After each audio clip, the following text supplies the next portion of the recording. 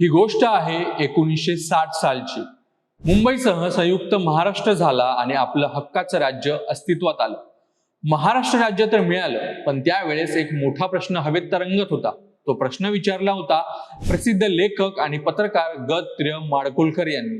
माडखोलकरांनी थेट मुख्यमंत्री यशवंतराव चव्हाण यांच्या डोळ्यात डोळे घालून विचारलं, यशवंतराव, हे नवनिर्माण होणारं राज्य नक्की कोणाचं असेल? हे मराठी लोकांचं राज्य असेल की फक्त मराठ्यांचं राज्य असेल? त्यावेळेचा काळ असा होता की सत्तेची सगळी सूत्र एका विशिष्ट वर्गाकडे जातील की काय अशी भीती अनेकांच्या मनात होती। पण यशवंतराव चव्हाण हे विशाल विचारांचे नेते होते। त्यांनी माडखोलकरांना जे उत्तर दिलं ते आजही महाराष्ट्राच्या राजकारणाचा पाया आहे। पण मित्रांनो, आजही जेव्हा आपण टीव्हीवर राजकीय चर्चा पाहतो किंवा निवडणुकांचा निकाल पाहतो, तेव्हा आपल्याला हाच प्रश्न पुन्हा विचारला जातो असं वाटतं। महाराष्ट्राचं राजकारण आजही याच प्रश्नाभोवती का फिरते? संयुक्त महाराष्ट्राच्या त्या आंदोलनाने नक्की कोणती राजकीय बीज पेरली होती? आजच्या विषयात आपण याच इतिहासाचा आणि सत्तेच्या समीकरणाचा सविस्तर उलगडा करणार आहोत। व्हिडिओ शेवटपर्यंत पहा, कारण सांगतो लीलाधर, लक्षपूर्वक ऐका कृपया माहितीसाठी। मित्रांनो, अभिजात मराठी विशेषच्या माध्यमातून आम्ही असेच वैचारिक सखोल विश्लेषण, भन्नाट गोष्टी, इंटरेस्टिंग माहिती आणि महत्त्वाच्या घडामोडी तुमच्या समोर आणत असतो। आंतरराष्ट्रीय राजकारण असो वा इतिहासातली गुपितं, प्रत्येक विषय आम्ही सोप्या भाषेत मांडतो। असेच इंटरेस्टिंग व्हिडिओ पाहण्यासाठी आपल्या चॅनेलला नक्की सबस्क्राईब करा, जेणेकरून आमचा प्रत्येक व्हिडिओ, प्रत्येक विषय तुमच्यापर्यंत पोहोचेल। आता वळूया आपल्या मुख्य विषयाकडे। आपल्याला स्वातंत्र्य मिळालं, पण आपला मराठी माणूस जेव्हा विभागला होता, आजचा जो महाराष्ट्र आपल्याला नकाशावर दिसतो तो तेव्हा 3 वेगवेगळ्या तुकड्यात विखुरला गेलेला होता। कोकण आणि पश्चिम महाराष्ट्र मुंबई राज्यात होता। मराठवाड्याचे 5 जिल्हे हैदराबाद संस्थानात अडकले होते आणि विदर्भाचे 8 जिल्हे हे मध्य प्रांताचा भाग होते। या विखुरलेल्या मराठी माणसाला एका छताखाली आणण्यासाठी संयुक्त महाराष्ट्राची पहिली अधिकृत मागणी 1946 मध्ये बेळगावच्या साहित्य संमेलनात झाली। पण ही मागणी पूर्ण करणं इतकं सोपं नव्हतं। केंद्रात बसलेल्या काँग्रेस नेतृत्वाचा मुंबईसह महाराष्ट्राला स्पष्ट विरोध होता। याच संघर्षातून 6 फेब्रुवारी 1956 रोजी संयुक्त महाराष्ट्र समितीची स्थापना झाली। या समितीचं वैशिष्ट्य असं होतं की यात विचारांची प्रचंड भिन्नता असलेले पक्ष एकत्र होते। प्रजा समाजवादी पक्षाचे SM जोशी यांचे प्रमुख होते आणि त्यांच्यासोबत कम्युनिस्ट, शेकाप, हिंदू महासभा आणि जनसंघ सुद्धा खांद्याला खांदा लावून लढत होते। पण दिल्लीच्या मनात काहीतरी वेगळंच होतं। 3 जून 1956 रोजी मुंबईच्या चौपाटीवर पंडित नेहरूंनी घोषणा केली की मुंबई पुढील 5 वर्षासाठी केंद्रशासित प्रदेश राहील। या घोषणेने महाराष्ट्रात संतापाचा वणवा पेटला। आंदोलकांनी रस्ते अडवले, निदर्शने केली आणि तत्कालीन मोरारजी देसाई यांच्या सरकारने या निशस्त्र आंदोलकांवर गोळ्या चालवल्या। या संघर्षात 105 जणांनी आपल्या प्राणांची आहुती दिली। या बलिदानाने आंदोलनांना एक वेगळीच धार दिली। जेव्हा दिल्लीला लक्षात आलं की या लोकांचा रोष कमी होत नाहीये, तेव्हा त्यांनी द्विभाषिक राज्याचा एक मधला मार्ग काढला। 1 नोव्हेंबर 1956 रोजी द्विभाषिक मुंबई राज्य अस्तित्वात आलं आणि त्याची धुरा तरुण नेतृत्व यशवंतराव चव्हाण यांच्याकडे देण्यात आली। पण ही योजना सुद्धा लोकांना मान्य नव्हती। याचा खरा पुरावा मिळाला 1957च्या दुसऱ्या सार्वत्रिक निवडणुकीत। संयुक्त महाराष्ट्र समितीने काँग्रेसच्या विरोधात रान पेटवलं होतं। या निवडणुकीचे निकाल पाहिले तर काँग्रेसची काय अवस्था झाली हे समजेल। जरी संपूर्ण राज्यात काँग्रेसने सत्ता मिळवली असली तरी पश्चिम महाराष्ट्रात काँग्रेसचा अक्षरशः धुव्वा उडवला होता।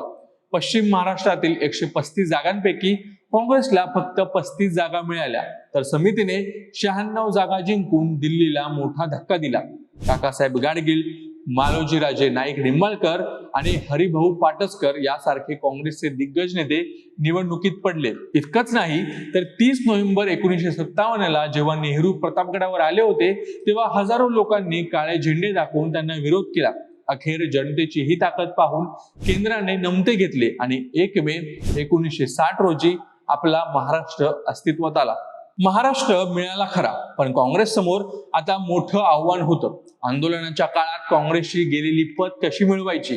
इथेच यशवंतराव चव्हाण यांच्या राजकीय मुत्सद्दीपणाची कमाल दिसते। त्यांनी केवळ काँग्रेसला सावरलंच नाही, तर एका अशा राजकारणाची पायाभरणी केली जी आजही महाराष्ट्राचा कणा आहे। त्यांनी सत्तेची सूत्र शहरातून ग्रामीण भागाकडे आणि बहुजन समाजाकडे वळवली। जेव्हा मराठवाडा आणि विदर्भ मुंबईला जोडले गेले तेव्हा मराठा आणि कुणबी हा गट राज्यातील सर्वात मोठा बहुसंख्य गट ठरला। यशवंतरावांनी या समाजाला काँग्रेसच्या विचारधारेशी पक्क जोडून घेतलं। त्यांनी फक्त एका जातीचा विचार न करता बहुजनवादाची भूमिका घेतली। यामुळे इतर छोटे मोठे समाज सुद्धा काँग्रेस सोबत आले। राजकीय विश्लेषक प्राध्यापक नितीन बिरमल सांगतात की 1960 नंतर महाराष्ट्राचं नेतृत्व मराठा समाजाकडे आलं हे बहुजन समाजांनी मान्य केलं होतं। त्यामागे एक कारण होतं की छत्रपती शिवाजी महाराजांच्या काळापासून या समाजाकडे नेतृत्व करण्याची परंपरा होती आणि या नेतृत्वामुळे आपला विकास होईल असा विश्वास यशवंतराव चव्हाणांनी लोकांमध्ये निर्माण केला। हे राजकारण फक्त घोषणेपुरतं मर्यादित नव्हतं, तर त्यांनी सत्तेचं खऱ्या अर्थाने विकेंद्रीकरण केलं। यासाठी त्यांनी 2 हुकुमी एक्के वापरले। पहिलं म्हणजे पंचायत राज आणि दुसरा म्हणजे सहकारी संस्था। त्या काळी फक्त आमदार आणि खासदार हीच मोठी पदं होती, पण 1962 मध्ये महाराष्ट्रात तेव्हा ग्रामपंचायत, पंचायत समिती आणि जिल्हा परिषद ही त्रिस्तरीय व्यवस्था आली। तेव्हा गावोगावी सत्तेची नवी केंद्र तयार झाली। या व्यवस्थेमुळे हजारो कार्यकर्त्यांना सत्तेत वाटा मिळाला। काँग्रेसने या पदांवर मराठा आणि इतर बहुजन समाजातील तरुणांना संधी दिली, ज्यामुळे पक्षाची मुळं थेट गावच्या पारापर्यंत पोहोचली। दुसरीकडे 1960 मध्ये सहकारी कायदा आल्यामुळे साखर कारखाने, दूध संघ, सहकारी बँकांचं जाळं उभं राहिलं। या संस्था केवळ आर्थिक केंद्र नव्हती, तर ती राजकारणाची मुख्य केंद्र बनली, ज्याचा ताबा सहकारी संस्थेवर, त्याची पकड राजकारणावर, असं हे समीकरण बनलं। या संस्थेमुळे काँग्रेसने आपली पकड अधिक मजबूत केली। याच कालखंडात महाराष्ट्राच्या राजकारणात अजून एक मोठा बदल झाला। यशवंतराव चव्हाणांच्या उदयानंतर राजकारणातील ब्राह्मण नेत्यांचा वरचष्मा कमी झाला। स्वातंत्र्यपूर्व काळापासून काँग्रेसमध्ये जे वरिष्ठ ब्राह्मण होते त्यांचं महत्व हळूहळू कमी झालं। विरोधी पक्षात सुद्धा नेतृत्व ब्राह्मण नेत्यांकडेच राहिल्यानं त्यांना आपला जनाधार वाढवण्यात मर्यादा आल्या। इथे एक गोष्ट समजून घेण्यासारखी आहे की 1960 मध्ये जे मराठा कुणबी समाजाला केंद्रस्थानी ठेवून बहुजन राजकारण सुरू झालं, त्याच जोरावर काँग्रेसने पुढची कित्येक वर्ष राज्यावर राज्य केलं। महाराष्ट्राच्या राजकारणात जे आपण मराठा वर्चस्व पाहतो त्याचा पाया इथेच रचला गेला। पण हे राजकारण कायम टिकणारं नव्हतं। जेव्हा या सामाजिक समीकरणाला आव्हान मिळायला लागलं तेव्हा बहुजन समाजातील इतर घटकांना स्वतःचा वेगळा वाटा हवा असं वाटू लागलं, तेव्हाच काँग्रेसच्या वर्चस्वाला ओहोटी यायला सुरुवात झाली।